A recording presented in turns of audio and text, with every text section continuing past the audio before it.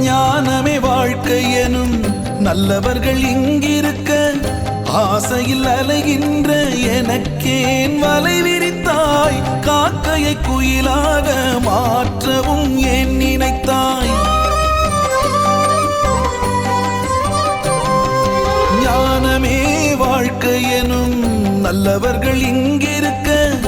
ஆசையில் அலைகின்ற எனக்கேன் வலை விரித்தாய் காக்கையை குயிலாக மாற்றவும் ஏன் நினைத்தாய் கொம்பு இல்லா கொடி போல் யானை மிதித்த செடி போல் கொம்பு இல்லா கொடி போல் யானை மிதித்த செடி போல் நித்தம் ஒரு கஷ்டமென நான் வாழ்வதா ஞான தத்துவத்தை மறந்த பாவியாவதா குருவே சரணம் சத்குரு